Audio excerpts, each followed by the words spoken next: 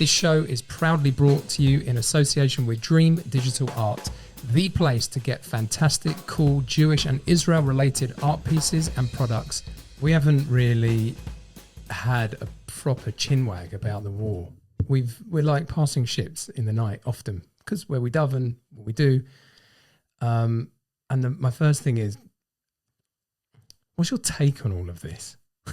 It's a broad, sweeping question.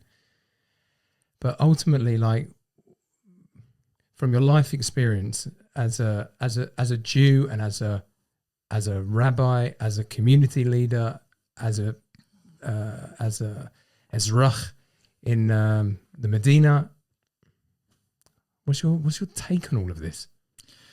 Yeah, so obviously it's a period of extreme turmoil, turbulence, and a lot of hardship.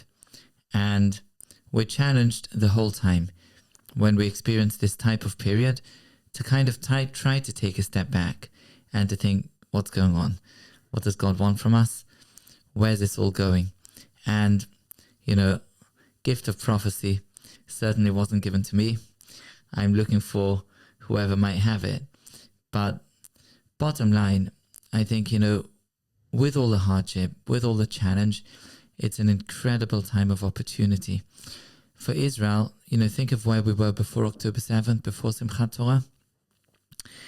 Think of everything we've been through from Simchat Torah till today, till Pesach. The last time we convened for a festival was Simchat Torah. It's unbelievable. We're going to be reconvening now for Pesach.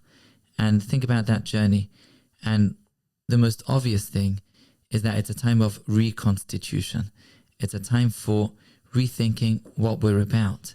It's a time for remolding what the Jewish people, generally speaking, and specifically what the state of Israel, which is the political representation of the Jewish people. What's it about? Where it's going? What's our mission? What's our duty? What defines us as a people? What brings us together? What molds us or binds us together as a nation? What can create that elusive unity? Where's this going? And obviously, not each one of us is responsible for the entire people, but we've all got our back gardens. We've all got our pockets, our areas of responsibility. I work within a given space, whether in the community, whether in the Haredi space, and so on. Each one's got a space, but there's no question that this is a time of rebuilding, of redefining, reconstituting, and it's up to us to make sure we do it. And Pesach's here. It's a time of birth, a time of rebirth, and in the midst of all the tumultuous events, all the turmoil that we're in, these are absolutely my thoughts. How do we move on from here? How would we go forwards in a time that has continual uncertainty? We don't know what tomorrow is going to bring. But that's really a lot of what life's about, to work within uncertainty and to do your best in trying to clarify and trying to, in this case, to rebuild and to see where we go from here. I found that when all this began, all the theory that has been our lives, which is different for everyone, the learning, the praying, the working on oneself, all the theory became suddenly real.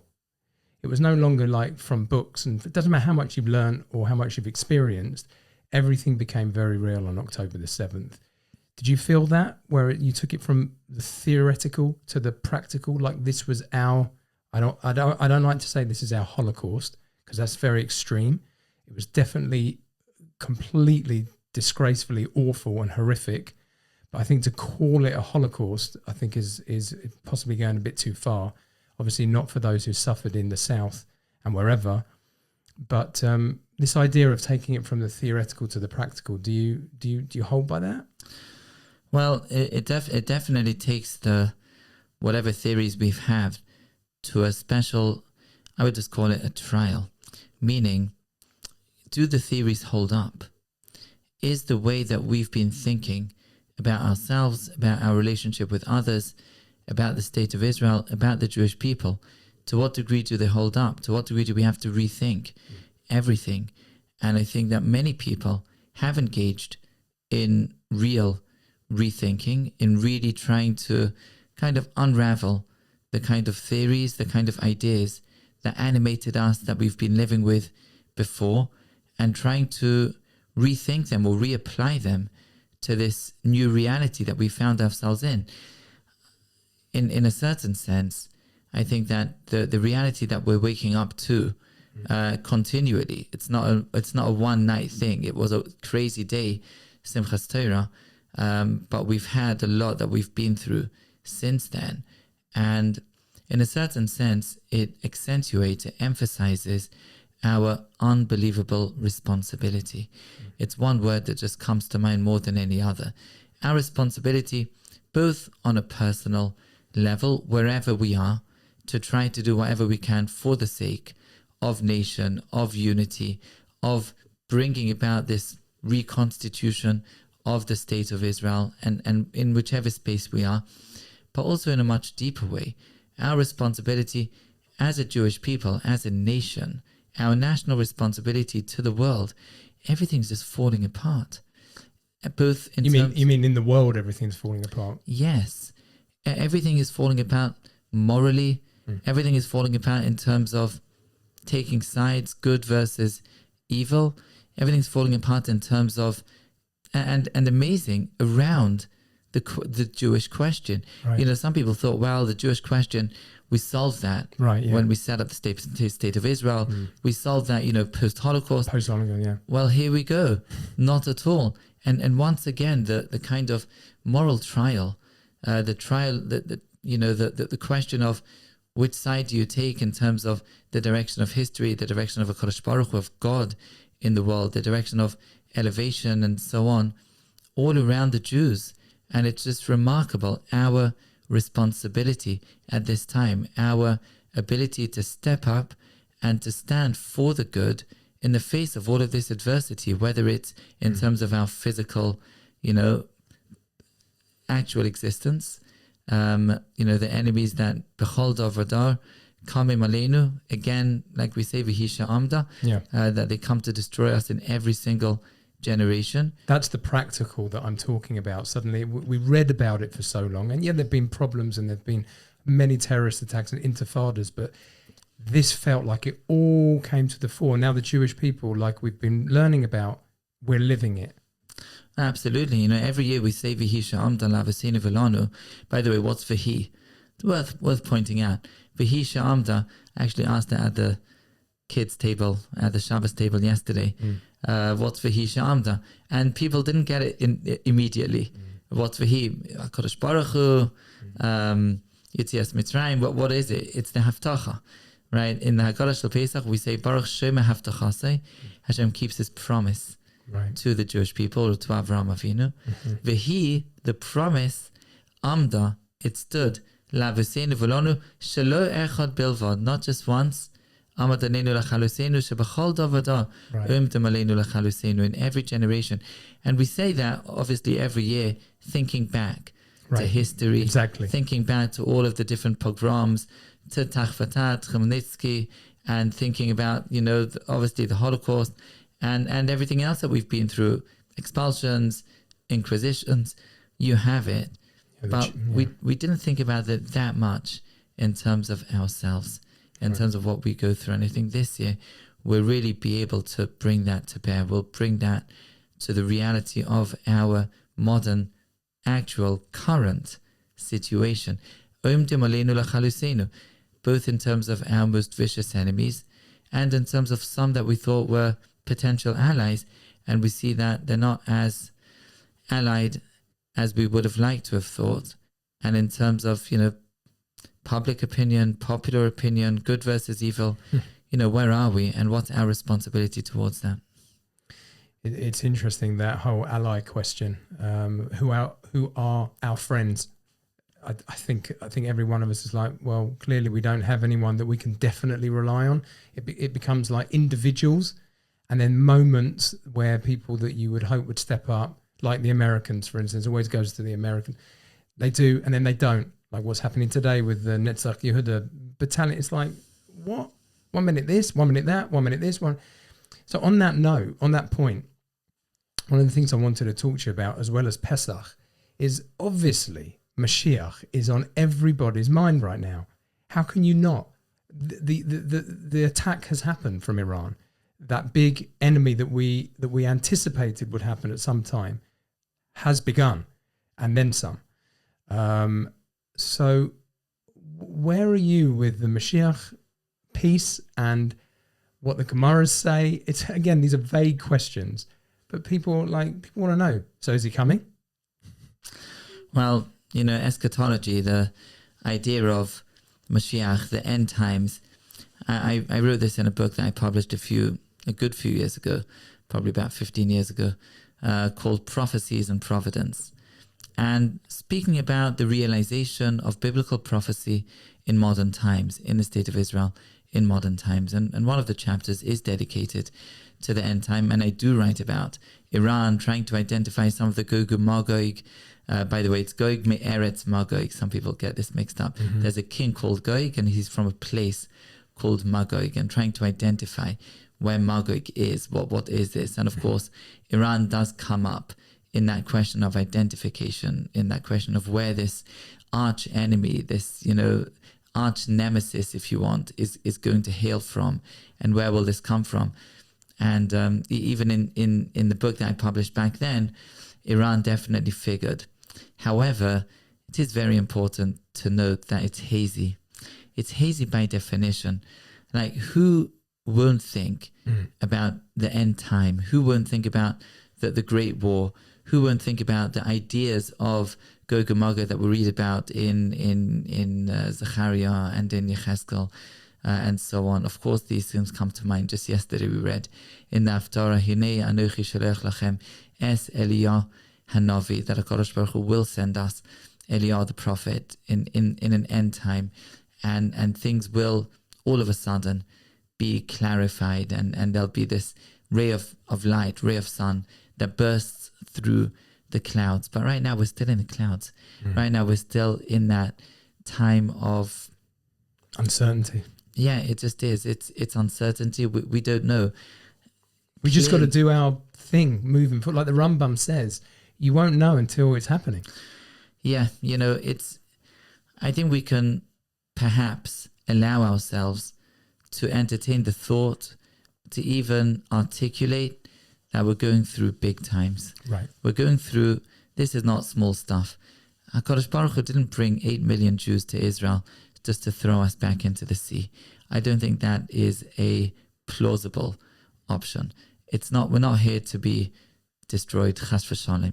Yeah. But what we're going through now, the very fact that Iran has attacked, which is, by the way, I think it's a terrible thing. Again, in geopolitical terms, people say, oh, well, it was miraculous. We were saved, and Baruch Hashem, we have the Air Force, and so on and so forth. Well, perhaps that's true. And there was, a terrible attack that was thwarted, and very limited damage was done. But ultimately, the fact that they directly attacked, not through any proxies, not through any, the Houthim or Hezbollah or whatever, but a direct attack by Iran, and we're not being allowed to actually retaliate the way that perhaps we ought to. That's a big deal. It's a big deal. It's a sign of things to come, and it doesn't bode, quote unquote, well. It's things are moving ahead, and yes, we have allies that are giving us the kind of support that we do need, but on the other hand, the same allies, as you mentioned, have to pander to their own constituencies, to their own populations, and they have to give concessions. And looking at world opinion, it's not good. We're in a very difficult place. God chose us. Pesach is a time of choosing. God chose us. The idea of Pesach, let me give you a very quick insight, which I think is a wonderful insight that I just thought about recently. Pesach is called Passover. I think that's a mistake. God didn't pass over the Jews. He passed upon the Jews. Pesach, according to one opinion in Rashi, it means to have compassion on the Jewish people. And that's most Rishonim, most commentaries Onkelos, and many others understand that Pesach means compassion. Hashem had compassion for us. Says Rashi's second pshat, the second interpretation, means to skip, but not to skip over. The word skip is not the right word. 𝗧𝗏𝗪. 𝗧𝗏𝗪 is al heharim, upon the mountains. Hashem is medaleg on the Jewish homes to save us, to take us out from Mitzrayim, to redeem us. It's not skipping over us, it's skipping upon us. It's an act of selection. It's an act of divine choice to redeem the Jewish people and to make us into his people, into his embassy in the world, to bring the elevation that the natural world needs. Unfortunately, today we see that more than ever, that we have an absolutely decisive role within the world. It's up to us to make good on that promise. With the not passing over, so what happened on that original night in downtown Egypt? If it wasn't passing over, I know you spoke about this yesterday, and my wife who attended the shir. So what was it on that night? Well, there was, on the one hand, right, the Torah speaks about the mashchit, meaning there was an element there of midas hadin, of this severe judgment against Mitzrayim, against the evil of Mitzrayim that was destroyed on that night. We're talking about the 10th plague, just to be clear here. Absolutely. 10th plague, the death or the destruction of the firstborn of Egypt. The firstborn represents the power, the continuity, the perpetuation of a nation through the firstborns, and that was destroyed on this night of Pesach. But together with that destruction was also a birth, and that birth was not passing over. Makes it sound like passive, God, as it were, he didn't allow the destruction, right? He destroyed the Egyptians and he passed over the Jews, but it wasn't like that. It was a positive, meaning God positively took out, redeemed, saved the Jews from that destruction and made them, created this national entity that wasn't around before. Right. It's a new national entity by creation of God. Usually, how do nations develop? How are nations created? Well, there's a certain place on the globe which is a fertile area, like England, for example, pretty fertile. So people kind of gather there and they collect, and then they develop a common language, common culture, common history, common mythology. And then all of a sudden, well, not really sudden, meaning it develops over time, over a couple of centuries. And then you've got a nation, right? The English, the Saxons, whoever it is. And then, greater areas come together to develop into what we call today like a modern state. But the Jewish people were not born that way. Right. The Jewish people were born by divine promise and then by divine execution. There's a song in Hebrew, Pitom kam adam baboker umargish shehu am. A person gets up in the morning and feels that he's a nation. There was only one person ever that felt that way. That was Avraham Avinu, Abraham. Gets up one morning and God tells him, you're going to be a nation. That's not how nations generally develop. That's not how it works. It happened to Abraham, and then on this night, God passed upon the Jewish people. He skipped on us. He was, right? He was Pesach, the word Pesach, right? He was Pesach on us to take us out from the destruction, the demise, the decline of Mitzrayim, and make us into an independent people with a purpose. The purpose to bring godliness, to bring elevation into the world, to bring morality into the world. I think that purpose, we've been not bad at that purpose, and on a certain level, we thought the job was done. We thought, well, like the Rambam writes, we've got these, as it were, agents, Christianity, Islam, that are doing the job for us in a certain sense. They're bringing different versions of monotheism and a moral monotheism. A lot of the good in the West is down to what the Christians like to call Judeo-Christian values. Right. But now it's all being eroded.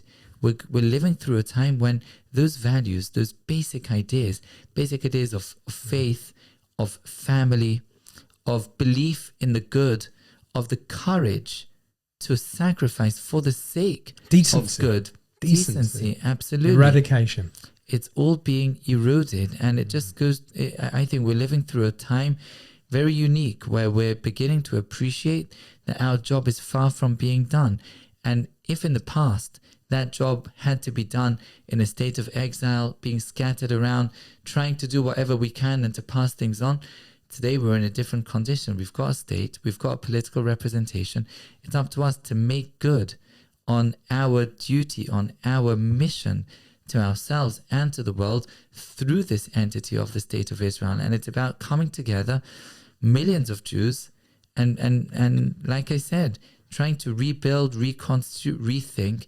A lot of people being involved in this. I'm involved in my own areas where I can, but Pesach this year is going to have a very special meaning, no question about that.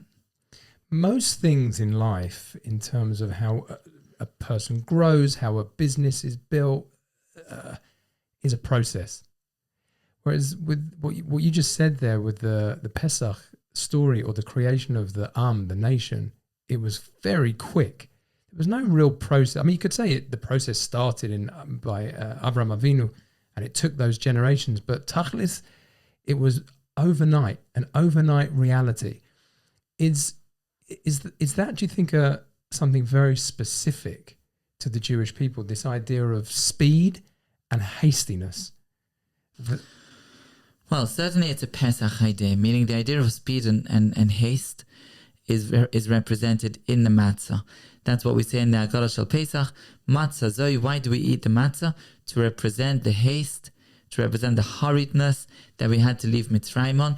And that was very unique to the creation of the Jewish people. Generally speaking, nations, empires, people are not constituted in such a way. Of course, we did have to go through the process of being in Egypt, the process of that exile. That exile wasn't like, later exiles. So we say, we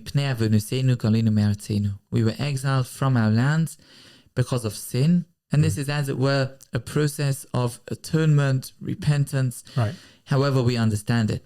Mitzrayim could not be understood in that way. There was no sin. Again, Chazal tried to find something about Avraham Avinu, but it's obviously disproportionate to the nth degree. It was about the formation, the creation of a people.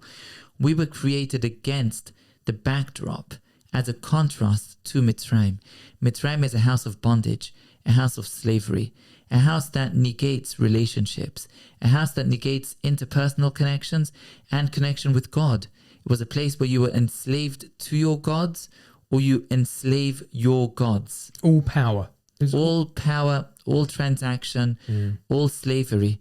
And the Jewish people had to come out from there in an instant, by divine decree, by this entire abrogation of nature, and to bring about this new entity, this new creation of a nation that goes against all of that negates that very concept of slavery, of subjugation, of transaction, of the negation of relationship, and empowers this idea of 𝗬𝗲𝗘 𝗪𝗂𝗪𝗂, and empowers this idea of having a relationship with your God, and that's just a new Jewish idea. And like I said, it's our mission to bring that to the world. I think we've done it, and I think now we need to do it on a new level where we haven't done it before. And the haste, it does say in future times, right, that the ultimate redemption will come pitom. It'll be sudden. But there's a process leading up to that suddenness. Which is what you're referring to, which is obviously what we're in now. Absolutely. You could say, I did read in one book, I actually don't remember what the name of it was, but somebody, a non-Jew, Christian fellow, who was in Palestine in 1948, and he experienced the birth of the State of Israel.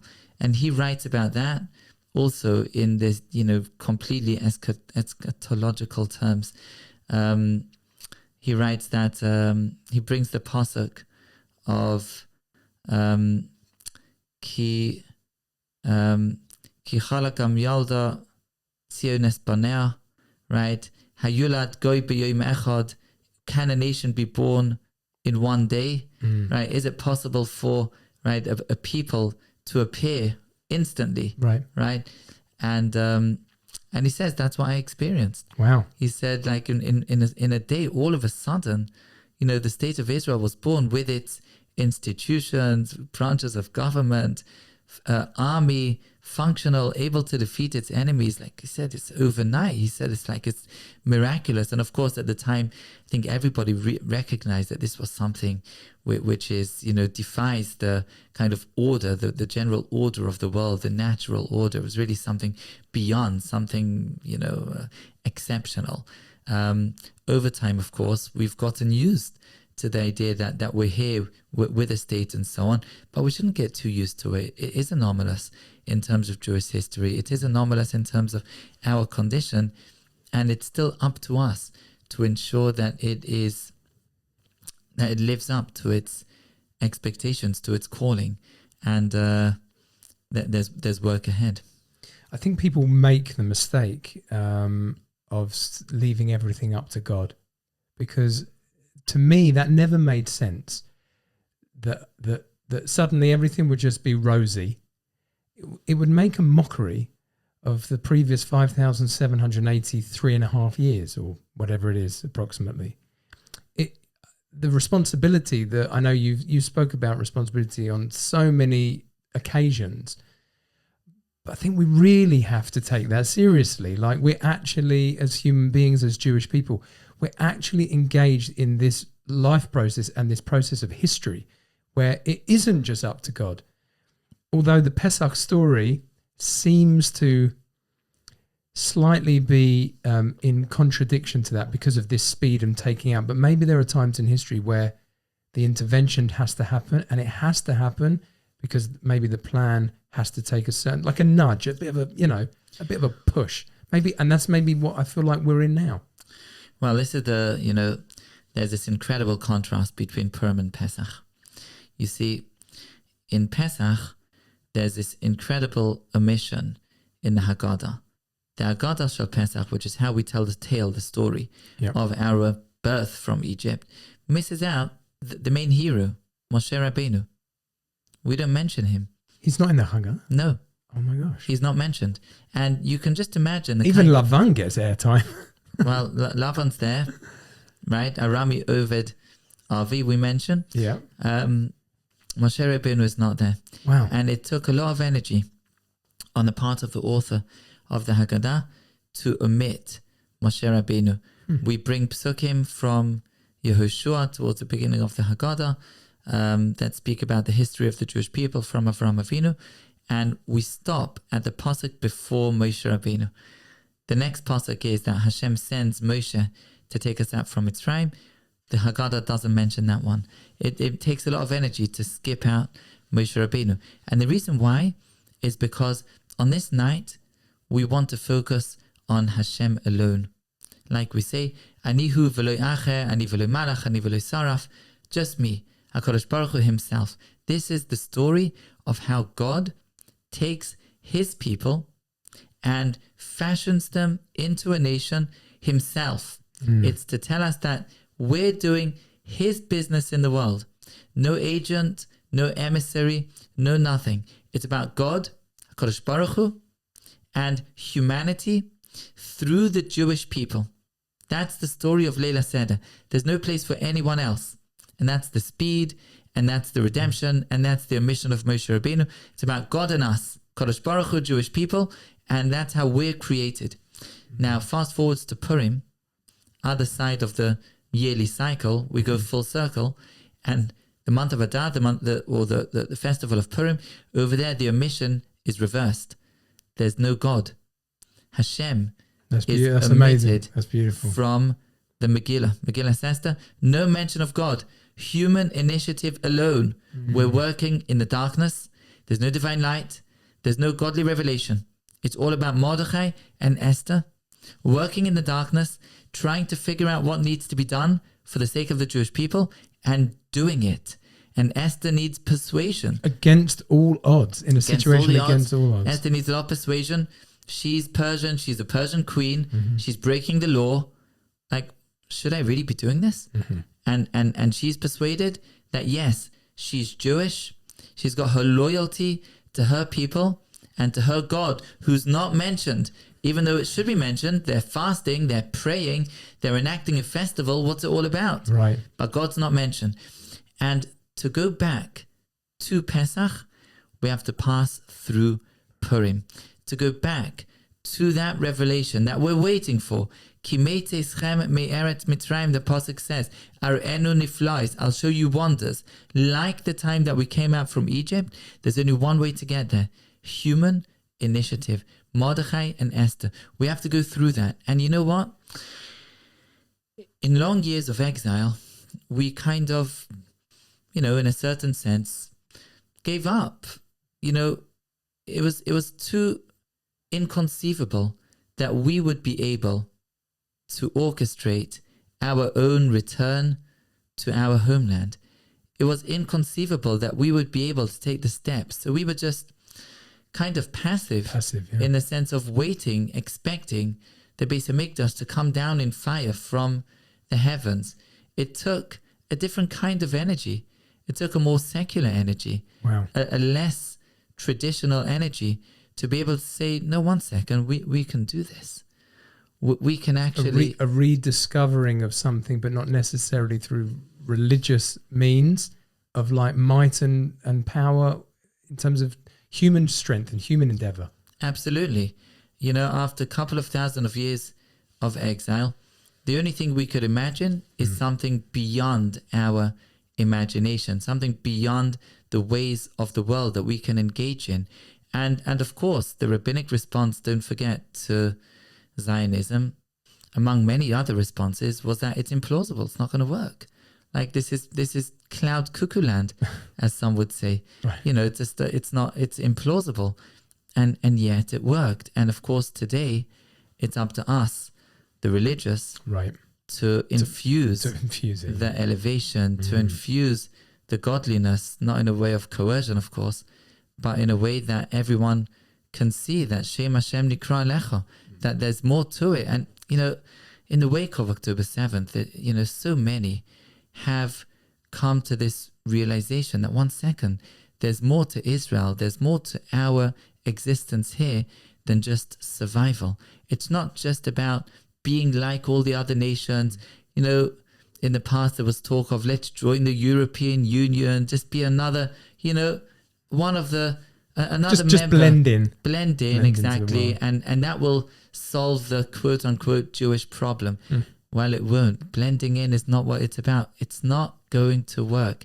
It's about being special unto God. And the more we can orchestrate that, the more that we'll take the human initiative to reach that, like Mordechai and Esther, that realized their Jewish identity and their fidelity to it, even in the depth of exile in Persia. The more that we can do that here, the closer we'll get to coming full circle back to Pesach, back to that revelation of, like the days of coming out of Egypt, I shall show you wonders. In many ways, the chosenness is about global leadership in virtue. Obviously, we know from being Torah Jews, there's a great expectation on us in terms of ethics and morality, but never more has that come to the forefront than now, where basically they're losing their minds everywhere. There's no boundary. There's no nothing. It's gone basically in almost every Western country. And the fact that the non-Jewish Western people who are switched on, like Douglas Murray, for instance, just for example, I mean, it's so clear. It's so clear to them, and they're identifying that, and they identify Israel and the Jews as something that will recalibrate that. So yeah, it's the people like Douglas Murray that give us hope. Our mission is to the world. Our mission is to nature. This is a wonderful thing about Pesach. There's a week during the year where we put nature aside. That's chametz.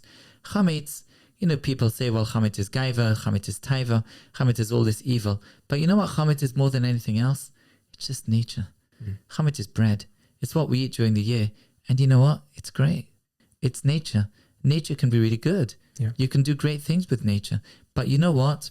In order to do great things with nature, you need God. You need some kind of religious sensibility, of understanding that there's an elevation here that we have to bring into the nature, into the world. Moral compass. And the moral compass, which is guided by something divine, by something that's outside the system, that brings in this light, that brings in this guidance that we're able to internalize and to give to the world. Pesach, 7 days without bread, 7 days without nature. We need to, as it were, take a short break and internalize our mission, which is to elevate that nature. Of course, during the year we eat bread. Of course, during the year we're a part of the natural world, and our mission is to the natural world. All of the mitzvot are not performed in some, virtual space. They're not performed in the heavens. They're all performed here on the natural world. That's their mission, to elevate the natural world. But we need a Pesach. We need a short break from the chametz in order to recalibrate ourselves. That's what we do on this night of Seder night and on the festival of Pesach. And then, of course, we go back. We go back down to earth. Renewed and reinvigorated. Absolutely. And having clarified, again, this mission to the natural space. I think this is what we're seeing. The moral decline of so much of the Western world that we thought was in a good place, relative, of course, to history. That moral decline comes together with the decline of religion. This is not by chance.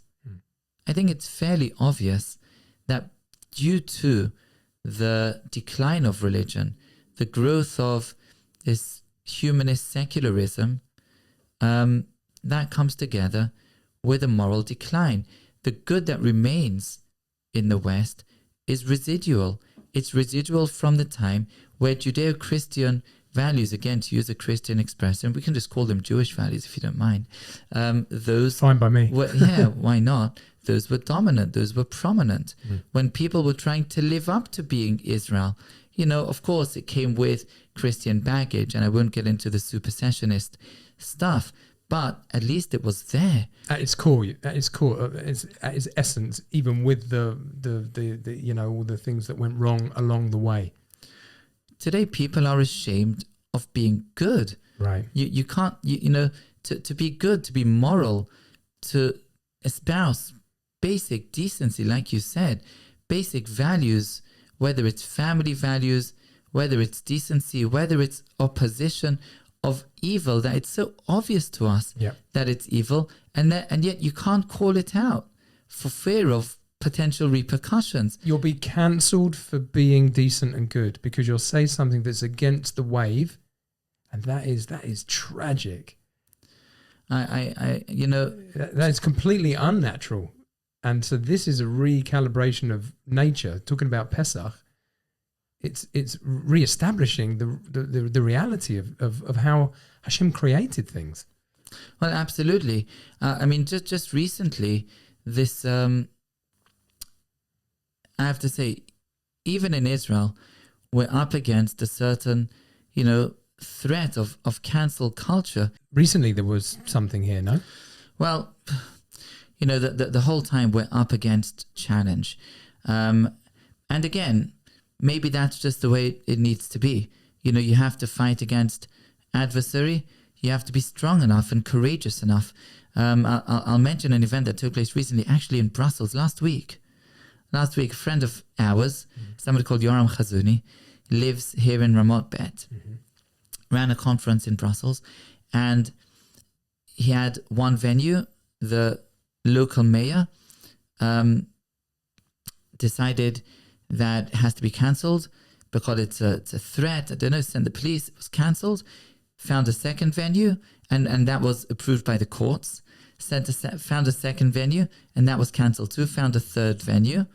The third venue went ahead. The police were sent in middle of the day, middle of the conference. They came in, they disrupted the conference, They saw there were cameras, so they didn't want to look too bad. They went out. They made a ring around the place. They prevented any speakers from coming in. And then the court, it was a higher court, decided that that wasn't legal, that they have to allow the conference to go ahead. And well, you know, credit to him, power to him for the courage to hang in there. But it just shows you what we're up against. And absolutely, there are agents of that kind of, you know, disruption going on in Israel also. Thank God it's a small minority, but it's a minority that's got a loud voice. And even here, I know I've got good friends that are afraid to speak their minds. You need courage. And, you know, thank God for 𝗪𝗓 𝗪𝗔𝗪.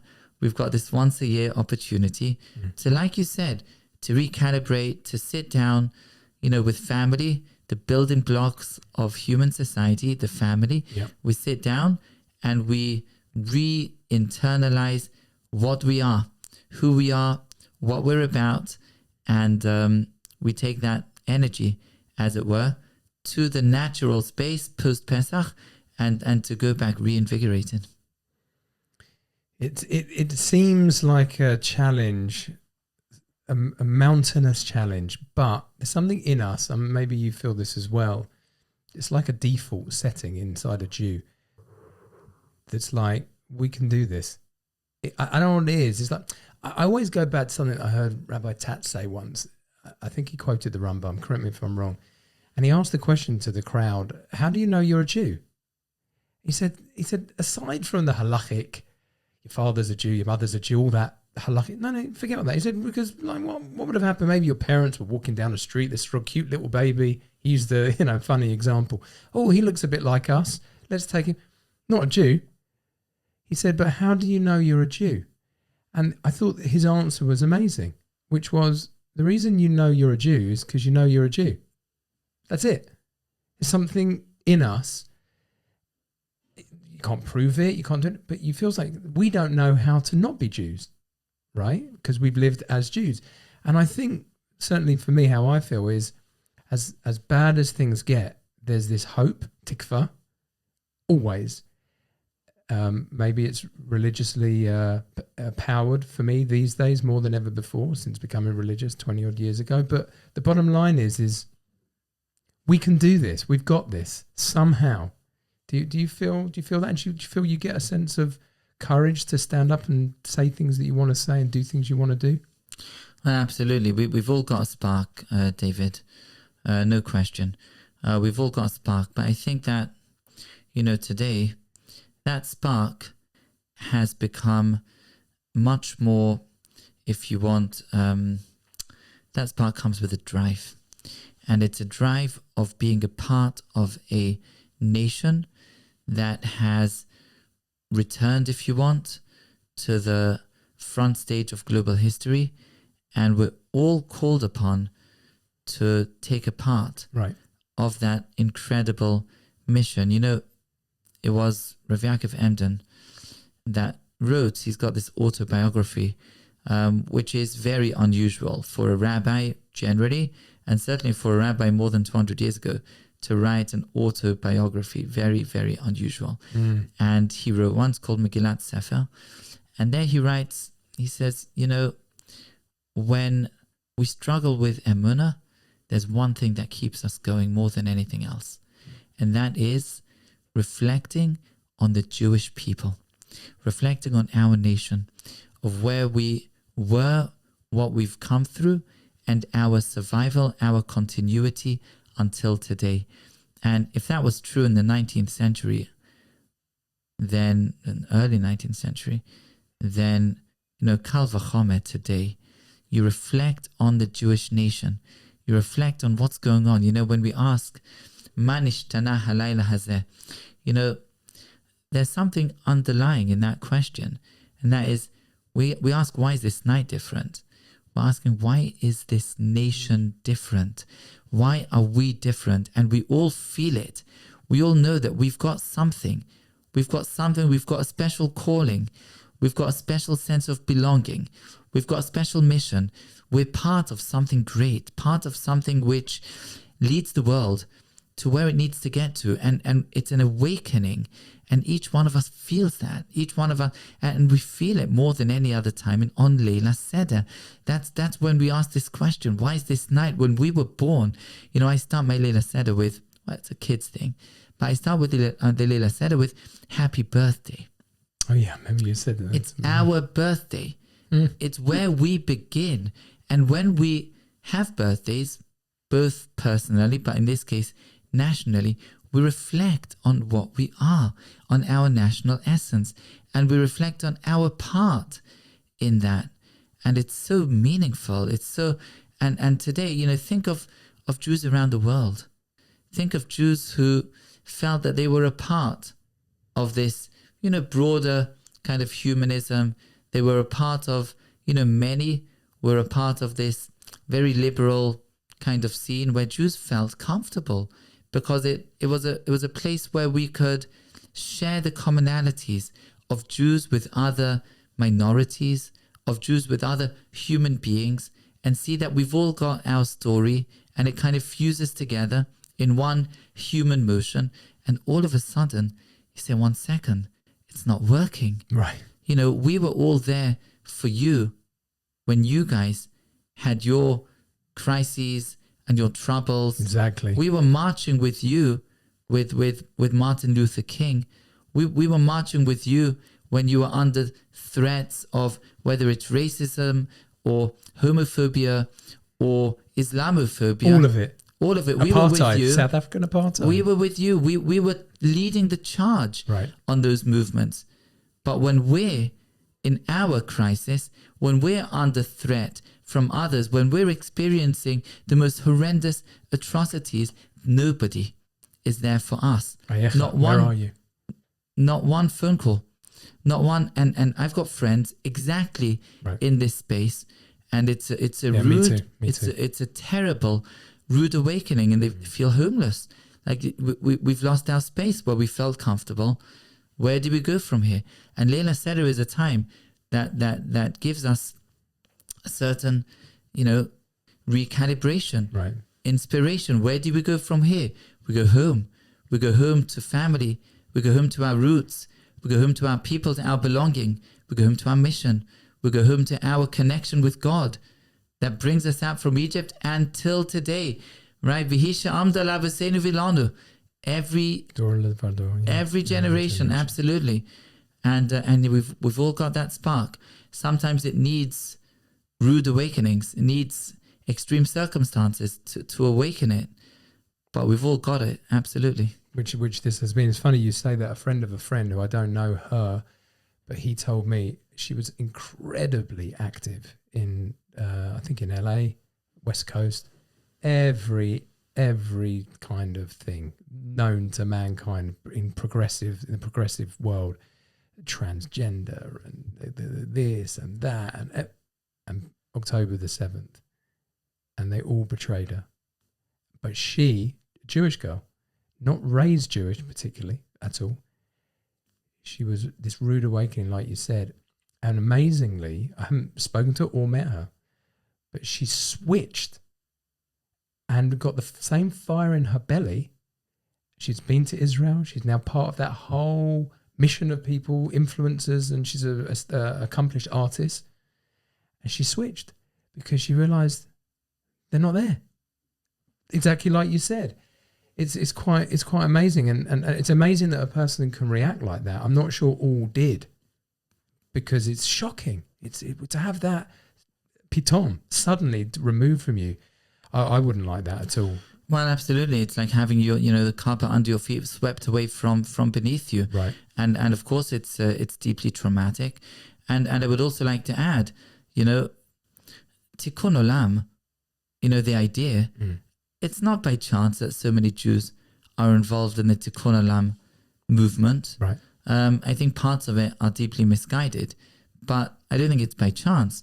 We do have a mission to the world, like we spoke about before. We do have a mission to letaken olam, but let's not forget. They sense that. It just comes out over there, but they sense that. There's that Jewish sensitivity. Letaken olam b'malchus shakai. Don't forget the ending of that sentence. And I think that those energies like you just mentioned, those energies of tikkun olam, of care, for mending the world, for making the world into a better place, those energies can and must be rechanneled for everything that's good, for the morality that Judaism brings into the world, and must continue to do so now, redoubled with redoubled energies, and of course, right now it's about survival. Yeah. Right now we're thinking about how do we make it to the next generation? How do we rethink, in a geopolitical sense, our relationship with allies, with enemies? So much. But it's all part of it. It's is standing, all part of it. goodness, it's standing up to evil. It's standing up to powers that represent the kind of evil that we're used to from our, Amalek mythology. Powers that are murderous, that stop at no atrocity, that are ready for, all of a sudden the world is, well, maybe there was some atrocity there, maybe there was some sexual violence, that the world is just afraid to own up to, right, because it sounds like Islamophobic, you're not allowed to say it. Same thing, same problem. Unbelievable, just unbelievable. And of course, we're called upon to be strong, to be courageous. I mean, in terms of the IDF even, and I'm not going to get now into the question of Haredim and the IDF, because that's a big issue that we should discuss separately. But just in terms of the moral code of the IDF, rethinking, how do we relate to enemies? This recent fiasco of, giving gourmet meals to the terrorists, or, making sure they get their, health foods. It's just, we've got to reset. And that reset is, first and foremost, we've got to do it internally, but it's absolutely a mission to others too. Just returning back to the Mashiach idea. Yes.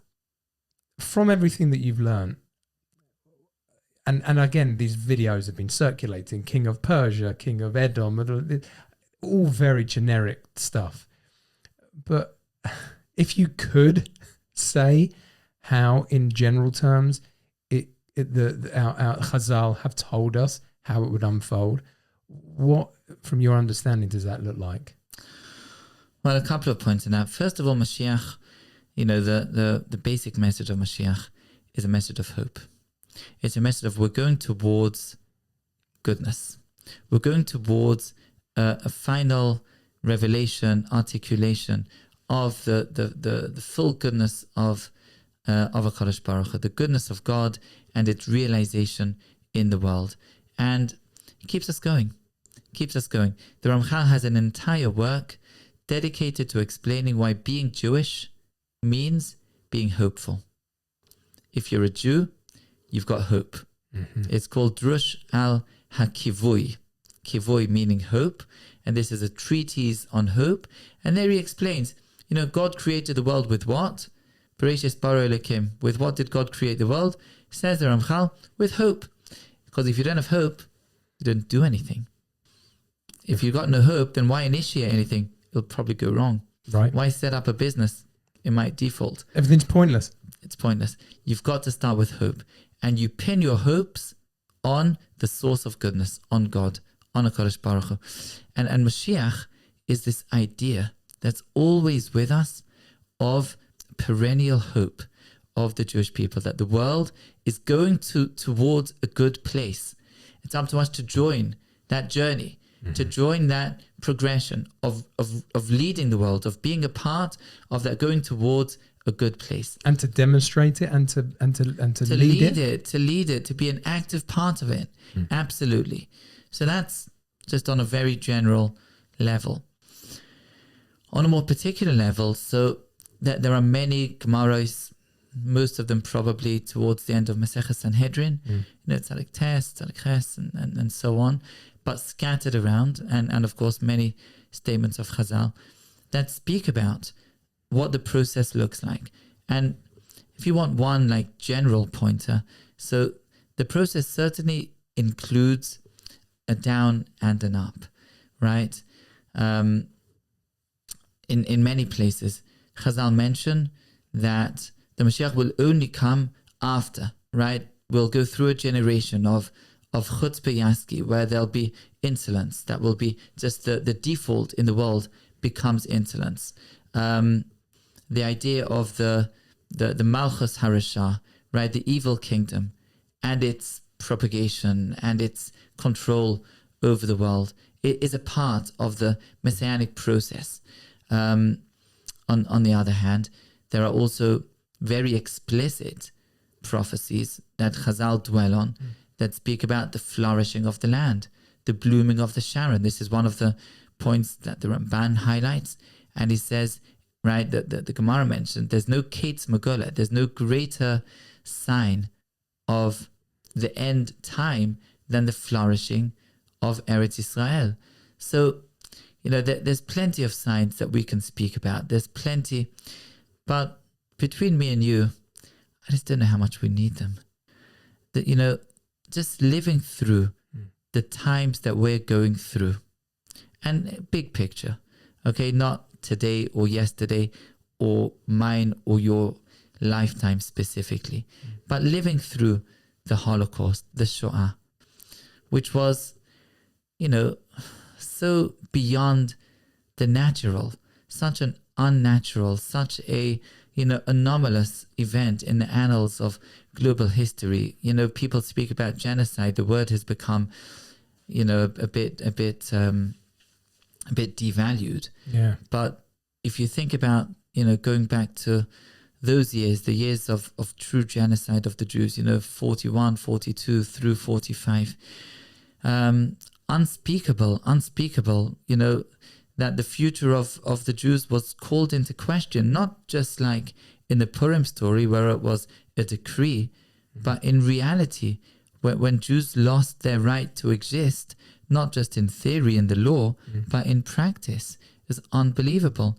And going from that abyss, going from that incredible time of darkness that the 𝗃𝗄𝗃 Rebbe, he went through a process. In the beginning he thought, well, we can fit this into traditional frameworks, but at the end he said, no, there's no traditional framework to fit this in. This doesn't fit into anything. Wow. Yeah, and there's nothing to be said. Unbelievable. And that's what we went through as a nation not so long ago.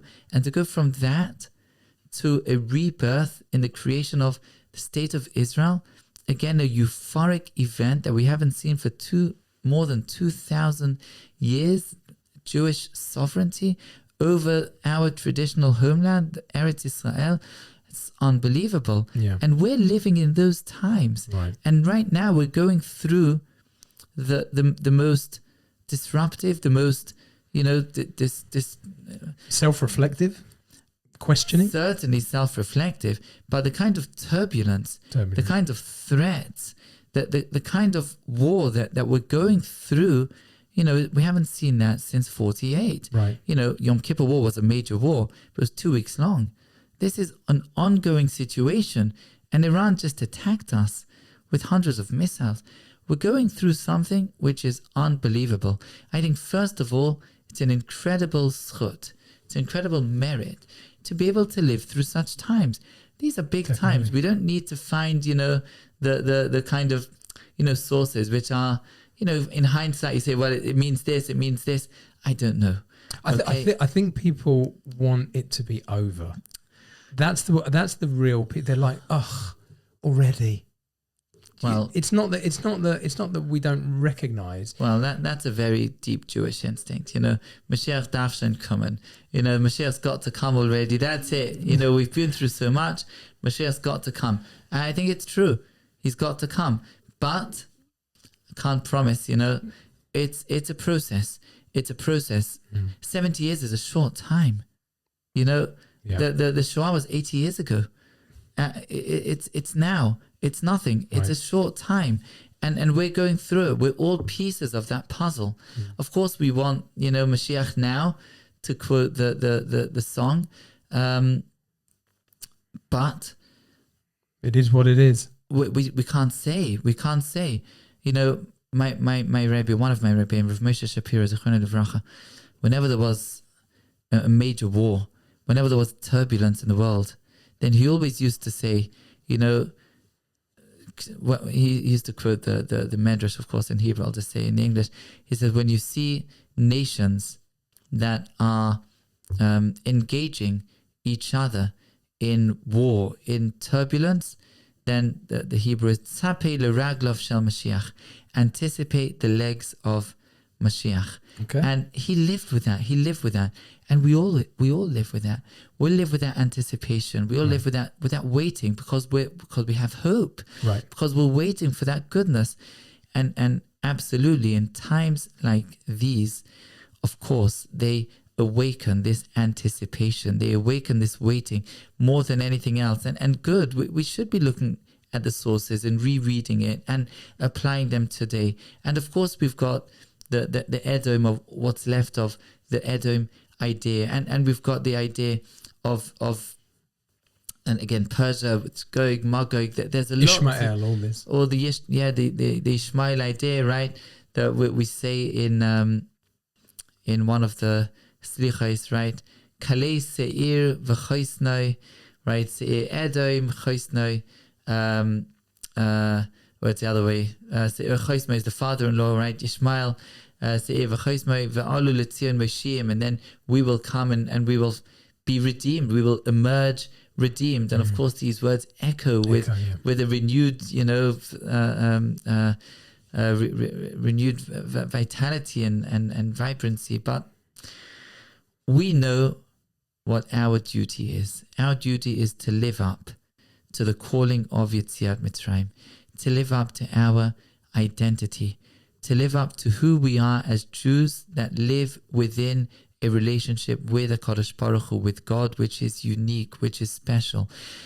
Our mission to bring that goodness, that elevation, that morality to ourselves and to the world.